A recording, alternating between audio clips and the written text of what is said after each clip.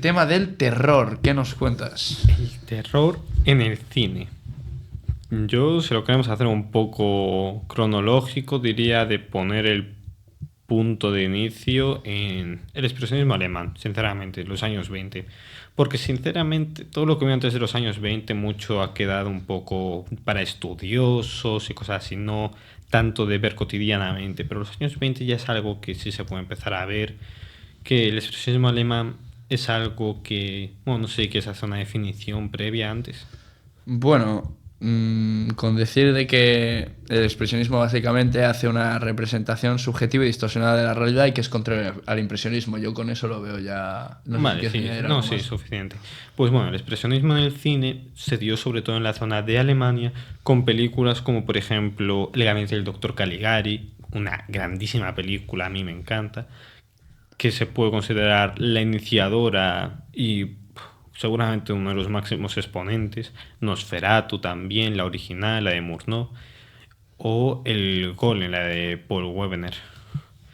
Y entre otras, estas son las que incluyen figuras monstruosas, por así decirlo. El gabinete del doctor Caligari, que va de un hombre que tiene a un sonámbulo que va de ferias por distintos pueblos y que usa ese sonámbulo para matar gente. Nosferatu, que les voy a contar teniendo en cuenta que se han hecho remakes de la película, uno hace muy poco tiempo, o El Golem, basado en la historia judía de esa criatura a la que da vida un rabino, Que aparece en un capítulo de Los Simpson. por ejemplo, sí.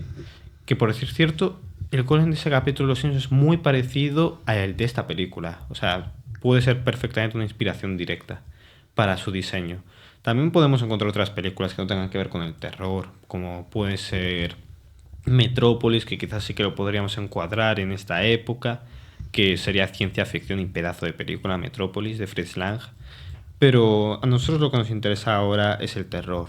Muchos de estos talentos, cuando fue el auge del fascismo en Alemania, fueron a Estados Unidos, que interesó mucho contratarlos por el tema de creación de ambientes y diseño de monstruos en el cine de terror estadounidense. No hay que olvidar que el expresionismo alemán se caracteriza mucho por esas figuras geométricas, inclinadas, eh, esas sombras tan marcadas, contrastes, como encontramos en las películas que hemos comentado.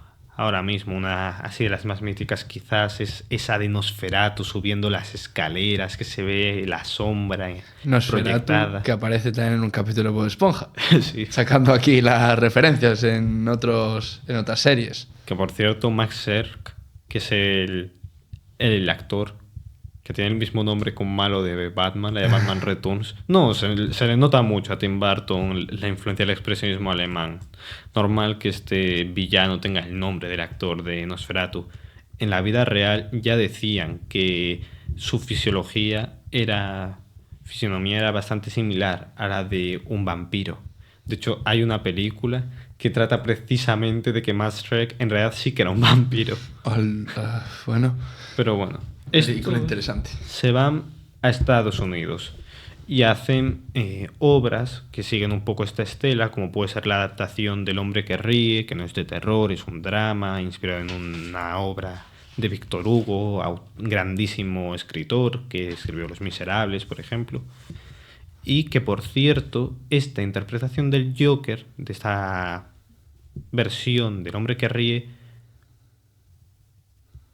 fue la que inspiró al Joker. Al primer Joker lo inspiró la interpretación del protagonista de esta versión del Hombre que ríe. Y otras cosas que podemos comprobar son los monstruos clásicos del cine estadounidense que contrataron a muchos de estos inmigrantes alemanes, como puede ser, por ejemplo, el Frankenstein, hablando antes de Frankenstein, de James Whale de 1931, para su creación.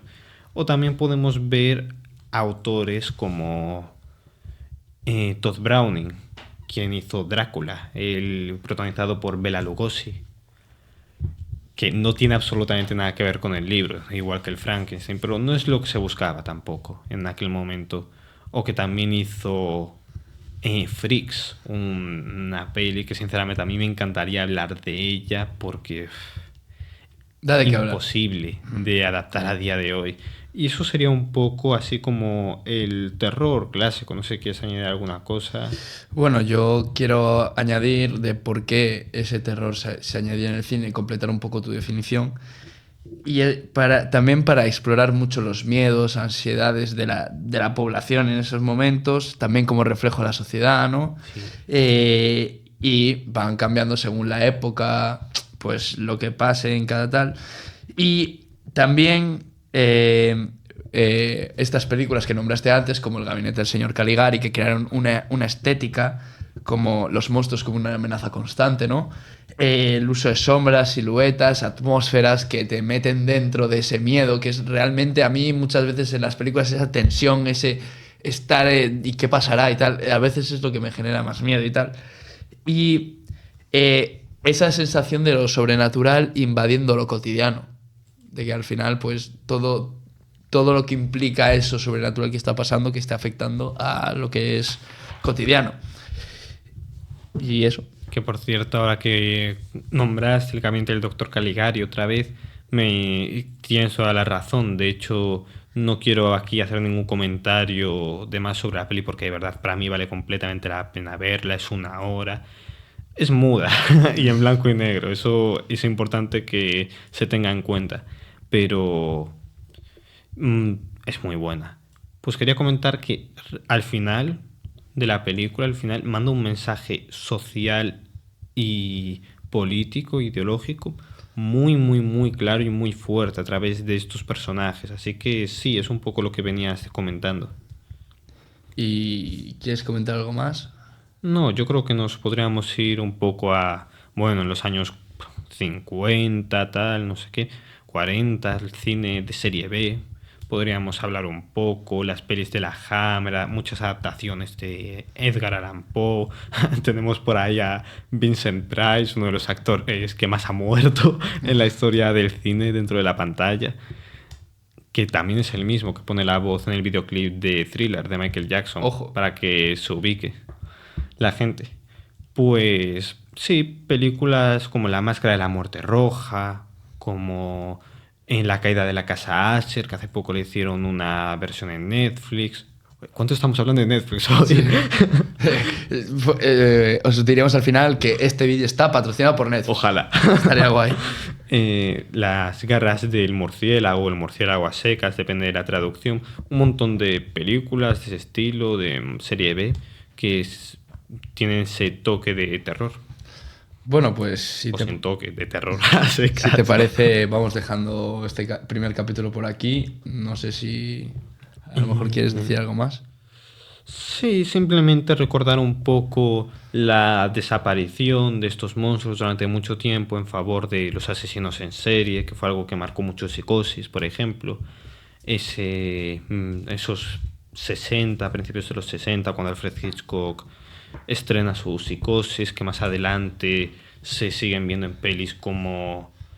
Sí, porque de cierta manera dan nacimiento al slasher. Se ve en Halloween, se ve en La Matanza de Texas, se ve en esta Viernes 13, de cierta manera, aunque sea más sobrenatural.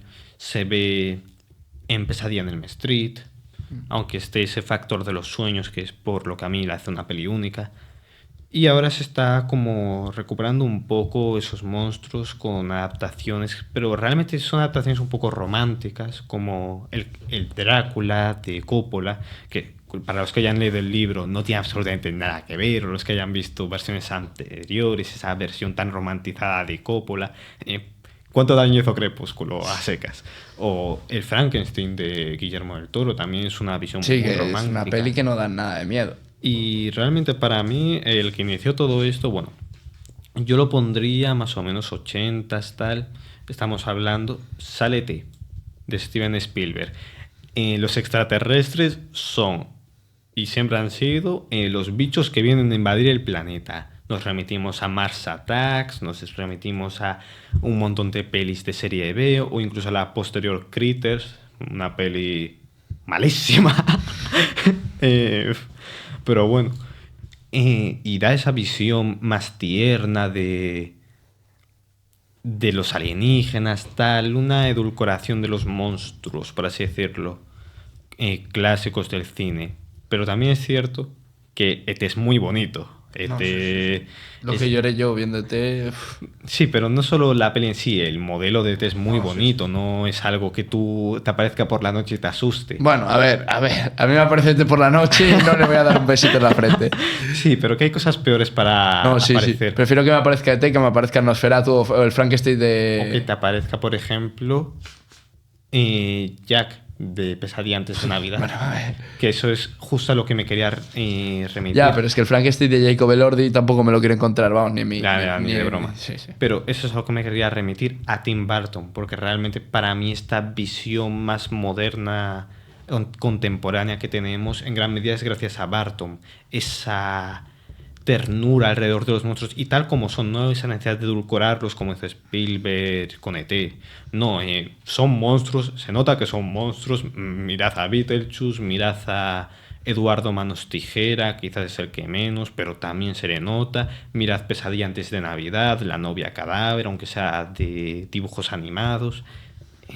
Y como esas un montón. Ese Sweeney Todd también, el barbero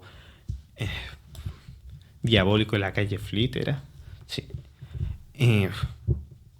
Y realmente influyó mucho, la verdad. Y de cierta manera, las pelis que hemos estado viendo estos últimos años de Guillermo del Toro, para mí sigue de cierta manera esa estela de Barton, con un estilo característico del Toro en vez del de Barton. Se nota mucho cuando intentan imitar a Barton, por cierto, porque su estilo es muy, muy característico. No es el caso. Pero tampoco es esa visión tan tierna que tiene Barton de los monstruos, sino más romántica, pero seria, desde un punto de vista más serio. No es esa ternura de Barton. No sé si se entiende.